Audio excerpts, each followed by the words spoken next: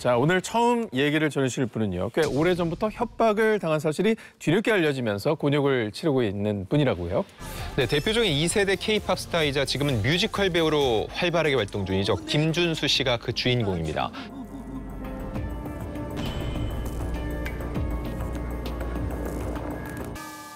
지난 11월 15일이었는데 한 매체가 보도를 했습니다. 김준수 씨가 지난 2020년 9월부터 올해 10월까지 약 4년에 걸쳐서 여성 BJ에게 협박을 당해왔다는 건데 이 BJ가 김준수 씨와의 사적인 대화를 불법적인 목적으로 녹음을 했고 이를 SNS에 유포하겠다면서 무려 101차례 협박을 했고 그 과정에서 갈취한 돈만 무려 8억 4천만 원에 달합니다. 와. 야, 근데 금액도 금액이지만 4년 동안 100번이 넘는 협박이라고 치면 이게 4년간 한 달에 2번 이상은 협박을 받았다는 거잖아요. 이건 정신적으로 엄청난 스트레스였을 것 같다는 생각이 들어요. 김준수 씨가 지난 4년 동안 정말 이로 말로 할 수 없는 큰 스트레스를 받았다고 합니다. 11월 13일 경찰에 따르면요. 김준수 씨를 협박한 여성 BJ에게 특정경제범죄 가중처벌법상 공갈 혐의로 구속영장을 신청을 했고요. 이틀 뒤인 15일 사건을 검찰에 송치를 했는데 그 과정에서 이 사건이 알려지게 된 겁니다. 자, 얼마나 고통스러웠으면 뒤늦게 이렇게 알리게 되는 선택을 하게 된 걸까요? 일단 사람들이 8억 4천만 원? 야, 그 정도 줬을 때는 이유가 있겠지. 네. 이런 생각을 한다는 거예요. 네. 그래서 김준수 씨도 이 부분에 대해서 소속사를 통해 입장을 밝혔는데 이 A씨, 여성 BJ가 연예인은 사실이 아닌 기사 하나만 나와도 이미지가 실추되고 다시 회복될 수 없다.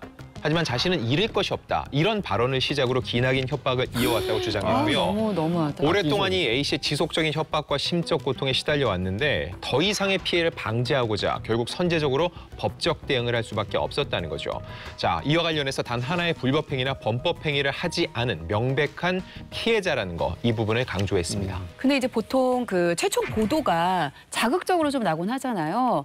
김준수 씨 같은 경우는 지금 명백한 피해자임을 주장을 하고 있는데 보도 당시에는 좀 엉뚱하게 그 불법 녹음 파일의 정체만 이게 이슈가 되더라고요. 네, 이에 대해서는 최정아 기자님이 좀 취재를 해주셨다고 들었는데요. 이게 녹음 파일이라고 하니까 대중이 봤을 때는 굉장히 좀 상상력을 자극하는 것 같아요. 이것 때문에 돈을 준 거면 도대체 안에 내용이 뭐가 들었길래? 라는 생각을 자동적으로 할 수밖에 없는데 그리고 또 이 처음 보도가 됐었을 때 이 기사가 마약이라던가 뭐 성관계라던가 약간 좀 오해를 할 수 있을 만한 문구들이 있었다라고 얘기를 해요. 네. 이게 100% 확실한 것은 마약과 성과 관련된 것은 아니었어요. 그런데 제가 추측을 해보건데 이 기간이 꽤 길었잖아요. 여러 가지 자기 인생에서 굉장히 좀 힘든 고비가 있었을 거예요. 근데 이런 거에 대한 뭐 토로라던가 뭐 고민 상담 정도였을 텐데 이거를 협박으로 뭐 역으로 이용하지 않았을까라는 생각이 좀 듭니다. 애매하긴 하네요. 사실 누구나 다른 사람들에 관해서 편하게 또 지인들, 저도 네, 남편이랑도 지인한테 뭐 얘기하다 보면 뭐 다른 뭐 연예인분들이나 뭐 이런 얘기가 오갈 수 있잖아요. 사실 사적인 얘기잖아요. 근데 이제 BJ 여성분과 함께 얘기를 오갔다 그러니까 이제 다른 식으로 해석이 되는 게 사실 좀 맞아. 문제일 것 같긴 합니다. 예.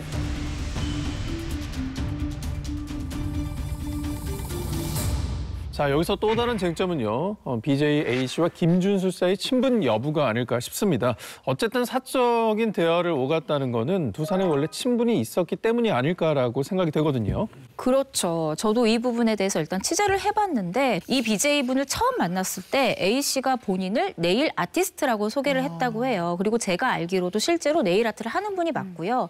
그런데 이 여성 BJ가 활동하고 있는 플랫폼에서 김준수 씨의 친형이 BJ로 활동을 하고 있거든요. 아무래도 환경이나 지인들이 좀 겹치면서 금방 친분을 쌓게 된 게 아닌가 싶습니다. 아니 근데 8억 원 이상 갈취가 이게 사실이라면 친분이 없어도 놀라운데 이게 친분이 있으면 사실 그게 더 충격적인 것 같거든요. 근데 도대체 왜 협박을 해서까지 그 큰 돈을 받아내려고 했는지 그게 궁금합니다. 일단 김준수 씨가 이 많은 돈을 건네는데 그 과정을 한번 살펴볼게요. 그러면은 BJ가 아니라 네일 아티스트인 줄 알았다. 이거 자체가 BJ에 대한 이미 사회적인 인식이 담겨 있어요. BJ를 연예인이 만났다. 그거 자체도 구설이고 이미지에 굉장히 타격이라는 생각을 갖고 있다는 거고요. 중요한 거, 8억 4천을 한 번에 주진 않았을 거예요. 처음이 중요한데 일단 한 번에 가벼운 협박인데 이 정도는 주고 끝내자고 주는 순간 어떻게 될까요? 돈을 줬다는 게 빌미가 됩니다. 돈 왜 줬어? 그 자체가 뭐가 찔리는 게 있구나. 찔리는 게 있구나. 그렇죠. 그러면 결국은 조금씩 올려왔던 건데 그럼 이 여성 BJ 입장에서도 왜 그랬을까를 생각해 봐야 되는데 마약류 투약 대금을 마련할 목적이었다는 겁니다. 자, 이거 관련해서 그러면 한간에 이런 추측이 나올 수도 있어요. 아, 그럼 김준수가 그 사람이 마약을 사는 데다 돈을 줬다는 얘기야? 이렇게 할 수 있는데 김준수 씨는 이 A 씨의 마약 투약과 전혀 관련이 있는 게 아니다라고 소속사에서 분명하게 밝혔습니다. 이렇게 협박 사실이 보도되고 억측이 난무하면 당사자도 정말 힘들 테고 팬분들도 아마 굉장히 힘들 텐데요. 특히 김준수 씨는 팬덤이 굉장히 탄탄한 연예인이신데 이 부분에 대해서도 굉장히 빠르게 대응을 했다고 들었습니다. 네, 맞습니다. 11월 15일 최초 기사가 보도된 당일 오후에 김준수 씨가 팬 소통 플랫폼을 통해서 이 사건에 대해서 입장을 밝혔는데요.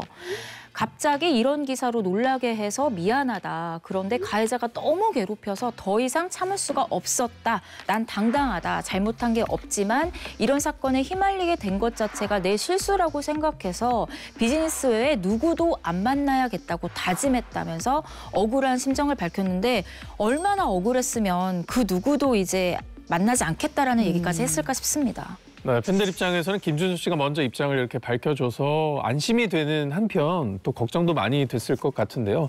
자, 그런데 이제 놀라운 건 글 말미에 충격적인 사실 하나를 더 밝혔습니다. 네, 맞습니다. 그 메시지 말미에 정말 놀라운 고백을 덧붙입니다. 아마 김준수 씨에게 부스터를 달아준 일이 아닐까 싶은데요. 바로 나 말고 피해자가 6명 이상이 더 있다라고 충격적인 이야기를 덧붙인 거죠. 그리고 아직 파악되지 않은 피해자가 더 나올 수도 있다. 이 수사를 담당하신 경찰이 아니 이런 사람이 사회에 버젓이 있다는 게 믿을 수가 없다라고 할 정도였다면서 이 A 씨에 대한 분노를 강하게 강조했습니다. 자, 이쯤 되면은 사실관계 파악을 위해서라도 BJ A 씨 쪽의 입장도 좀 들어봐야 될 것 같은데요. 혹시 이에 대한 언급이 나온 게 있을까요? 구체적인 언급은 없었습니다. 왜냐하면 김준수 씨와의 금전 관련된 문제 외에 이미 마약류 관련해서 재판을 받는 중이거든요. 피고 신분이기 때문에 구체적으로 언론에 입장을 더 낸 건 없고 일단 재판 결과 더불어서 김준수 씨가 고소한 건에 대해서도 수사 결과 어떻게 나오는지 추후 지켜봐야 될 것 같습니다. 네, 저는 요즘에 SNS를 보면은 김준수 씨와 김재중 씨가 이렇게 동방신기 시절의 무대를 재현하고 있는 모습이랑 감격에 젖어서 또 우시는 모습 이런 게 자꾸 떠서 저도 너무 좋았거든요. 그래서 팬분들도 너무나 행복해하시는 요즘 이 활동도 좀 계속될 수 있겠죠? 일단 최근에 굉장히 활동이 많아졌어요. 뮤지컬 활동 외에도 동방신기로 활동했던 김재중 씨랑 JX라는 새로운 이름으로 재결합해서 지난 11월 8일부터 10일까지 3차례에 걸쳐 공연을 했는데 이때 모두 3만 명을 모았습니다. 전성 매진을 기록할 정도로 기존 팬덤들이 공고하다는 게 증명이 됐고요. 지난 11월 22일에 개막한 김준수 씨 주연의 뮤지컬 알라딘 이 티켓 예매 현황만 봐도 알 수 있는데 일단 매진은 당연한데 취소표가 나오지를 않았어요. 이 수사 과정에서 반전이 나오지 않는 이상 김준수 씨 활동에는 제동이 걸리지 않을 것으로 예상을 하고 있습니다. 네, 수사가 잘 진행이 되면서 진실이 명명백백하게 밝혀지길 기대해 보겠습니다. 네, 정말 하루가 다르게 충격적인 폭로가 이어져서 많은 분들을 놀라게 하고 있는 코미디언 김병만 씨입니다. 다툼을 이어가고 있는 대상 다름 아닌 전 아내의 분이고요. 정말 말 그대로 진흙탕 싸움을 하고 있습니다. 너무도 충격적인 얘기들 저도 사실 많이 놀랐는데 전처라고 하시면 이 두 분은 이미 이혼을 한 상태인 건가요? 결론부터 말씀드리지만 둘은 이미 오래전부터 남남입니다. 두 사람이 일단 지난 2011년 김병만 씨가 7살 연상의 비연예인과 결혼을 했는데 지난해 연말이었죠. 오랜 별거 끝에 결혼 12년 만에 파경했다는 소식이 전해졌습니다.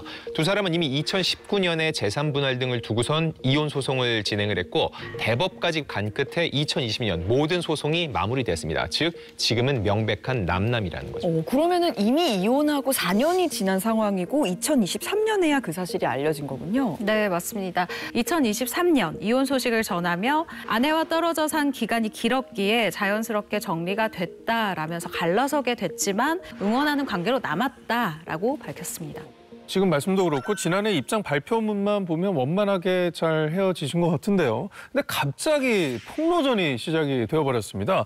자, 따져보면 이혼은 5년 만의 일인데 이게 대체 어떻게 된 일인가요? 네, 말씀대로 부부관계는 5년 전에 끝났어요. 근데 왜 지금 와서 폭로가 나오냐? 이 내용을 타임라인대로 한번 정리를 해보겠습니다. 먼저 전처 A 씨가 지난 11월 12일 한 언론 매체와 단독 인터뷰를 나눴는데 여기서 김병만 씨에 대한 강도 높은 폭로를 쏟아냈습니다.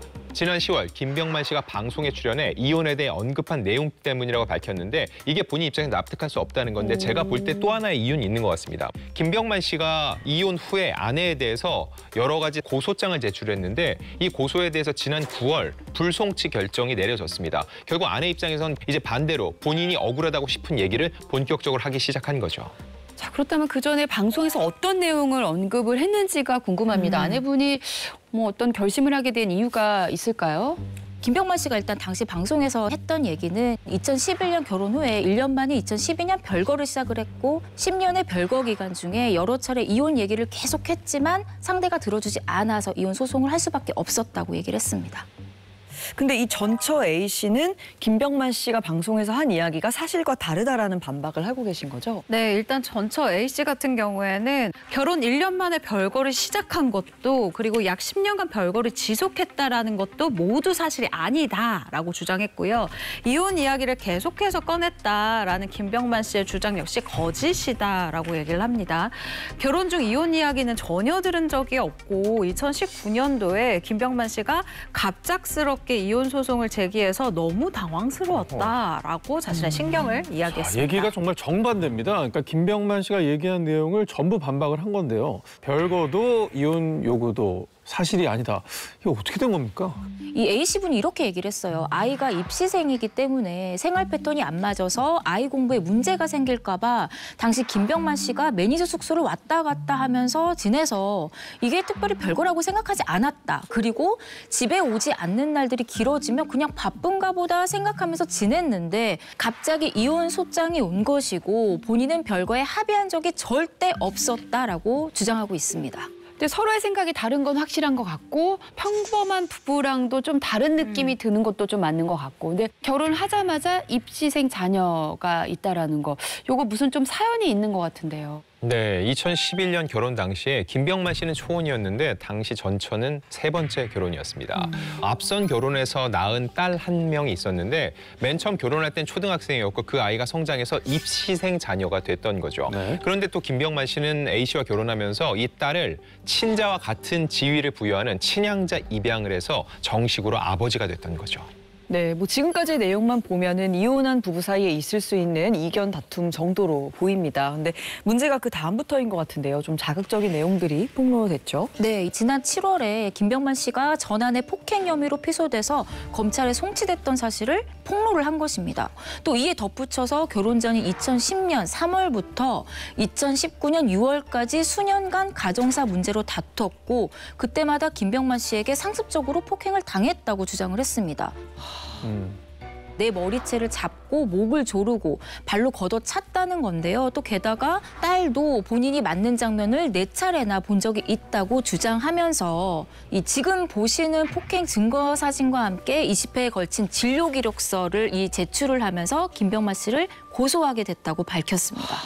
이게 만약 사실이라면 왜 그렇게 오랜 시간 참았는지에 대해서도 털어놨는데요.